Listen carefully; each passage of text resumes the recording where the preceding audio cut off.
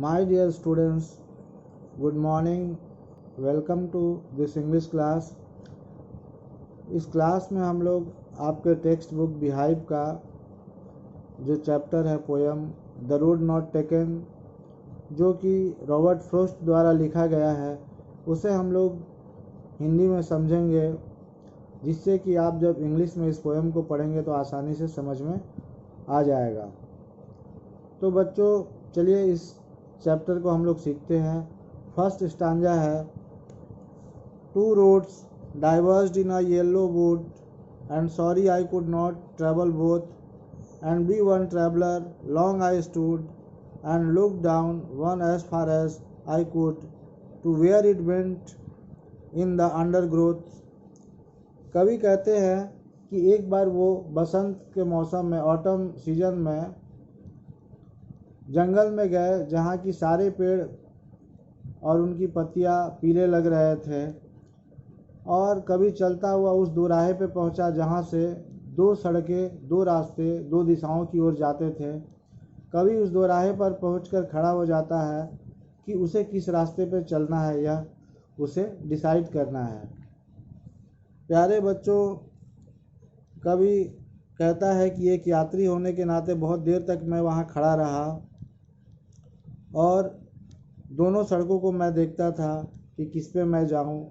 प्रायः हमें ज़िंदगी में प्रतिदिन ऐसे फैसले करने होते हैं कि मैं ये काम करूँ या वो। कभी इसी बात को इस कविता के माध्यम से समझाने का प्रयास करते हैं।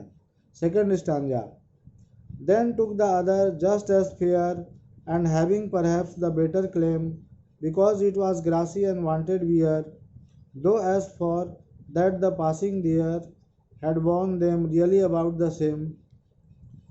कवि कहते हैं उसके बाद उन्होंने दूसरे सड़क को देखा और उस पर चलने का सोचा। उनके अनुसार ये रोड पहले रास्ते से ज़्यादा बढ़िया था और इम्प्रेसिव था, क्योंकि इस पर ठीक ढंग से घास उगी हुई थी। ये बहुत सारे लोगों द्वारा नहीं चला गया था। जो भी हो, पोएट उस रोड पे चलने लगा।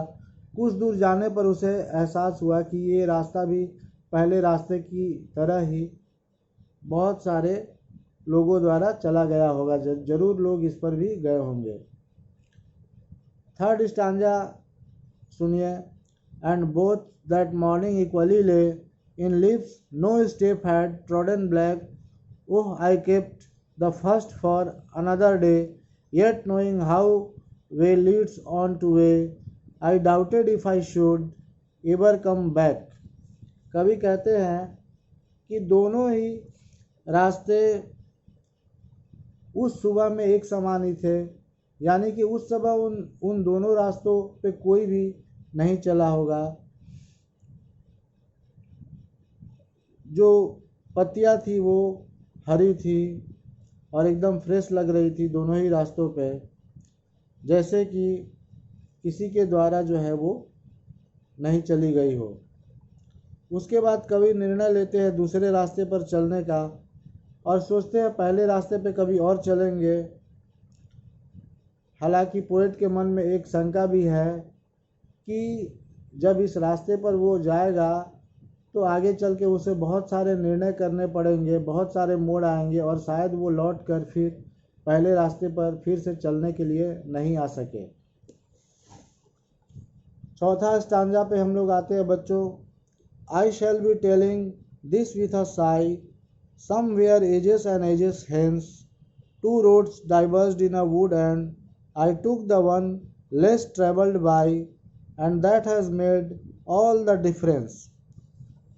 कवि कहते हैं कि भविष्य में ऐसा जरूर होगा जब वो कभी इस रास्ते पर आगे जाने के बाद इस रास्ते की चर्चा करता हुआ भविष्य में याद करते हुए कहेगा कि मैंने एक रास्ता चुना था, और ऐसा वो या तो बहुत ही आत्मविश्वास और संतोष और सुख के साथ कहेगा, या तो गहरी सांस भर के पश्चाताप भरे स्वर में कहेगा।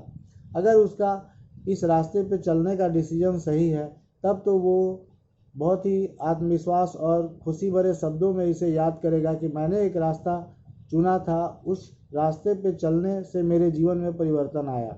लेकिन कहीं अगर उसका इस रास्ते पे चलने का निर्णय आगे चलकर गलत साबित होता है तो इसी बात को वो भविष्य में आह भर के कहेगा कि मैं एक रास्ते पे चला था, फिर लौटकर मैं दोबारा पीछे नहीं आ सका। तो बच्चों, इस पोयम में हम लोग देखते हैं कि कवि जीवन में चुनाव के बारे में हमें समझाते हैं कि जब भी जीवन में विभिन्न रास्तों पर चलने के बारे में हमें चुनाव करने होते हैं तो हमें सही चुनाव करना चाहिए, तभी जाके हम लोग जीवन में खुश रह सकते हैं, सुखी रह सकते हैं। धन्यवाद।